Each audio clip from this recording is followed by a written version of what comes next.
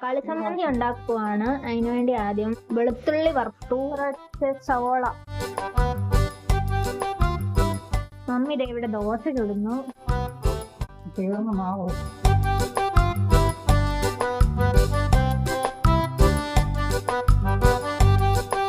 ഇനി നമ്മൾ ഇതിലോട്ട് തക്കാളി, മമ്മി ഇവിടെ തക്കാളി അരിയാണ്, നല്ല ചുമന്ന തക്കാളി.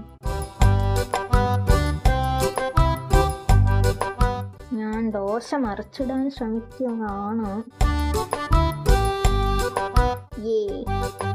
കുറച്ചുകൂടെ മൂത്താലും കുഴപ്പമില്ലായിരുന്നു. ഇവിടെ സവോള വഴന്നുകൊണ്ടിരിക്കുന്നു. മമ്മി ചായ എടുക്കുന്നു.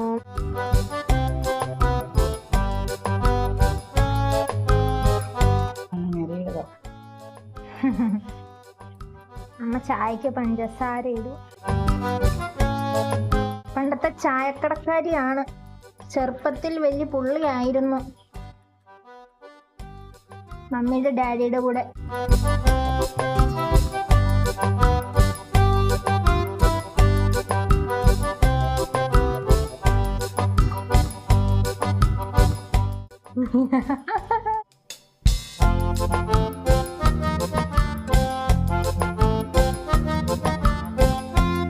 എപ്പിടാ മറന്നുപോയി.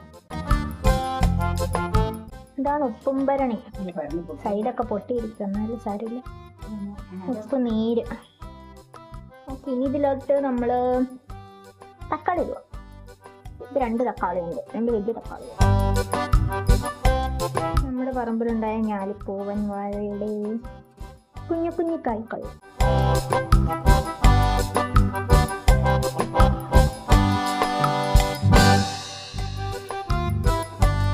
തക്കാളിയും സവോളയും വെന്തോണ്ടിരിക്കുകയാണ്. കുറച്ച് മൂത്തൊക്കെ വരാൻ തുടങ്ങി.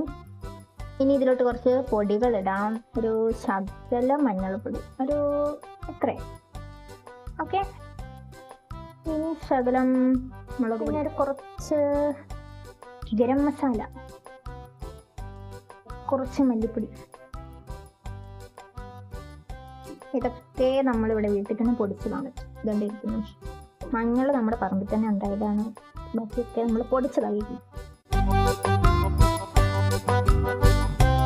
നമ്മൾ ഇതിനകത്തോട്ട് ഇച്ചിരി മല്ലിയില മുറിച്ച് ഇടുവാണ്. നല്ല മണം വരുന്നുണ്ട്. ഇത് ഓൾമോസ്റ്റ് വഴന്ന് വന്നിട്ടുണ്ട്. നമ്മളിനി ഇത് മിക്സിയിലിട്ട് അടിച്ച് പേസ്റ്റ് ആക്കും.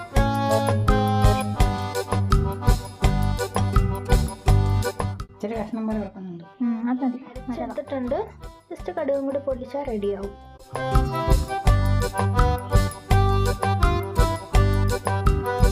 ചമ്മന്തി ലോഡ് തിളച്ചോണ്ടിരിക്കുകയാണ്. ഇത് കുറച്ച് നേരം ഒന്ന് തിളച്ച് കഴിയുമ്പോഴത്തേന് വെള്ളമൊക്കെ ഒന്ന് കുറച്ച് പോയി കിട്ടും. അപ്പോഴേക്ക് റെഡിയാവും. നിങ്ങൾക്ക് വേണമെങ്കിൽ ഇത് കുറച്ചുകൂടി പേസ്റ്റാക്കി, കുറച്ചുകൂടി അരച്ച് കുറച്ചുകൂടി സ്മൂത്താക്കി എടുക്കാം. ഞാൻ ഇത്തവണ അങ്ങനെ ചെയ്തു എന്നേ ഉള്ളൂ.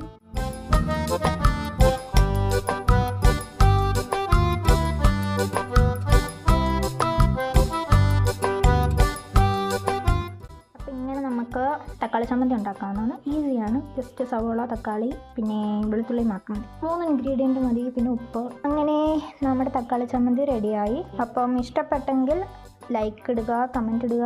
ബാക്കി വീഡിയോസൊക്കെ നോക്കി ഇഷ്ടപ്പെട്ടെങ്കിൽ ഞങ്ങളുടെ ചാനൽ സബ്സ്ക്രൈബ് ചെയ്യുക. Okay, by.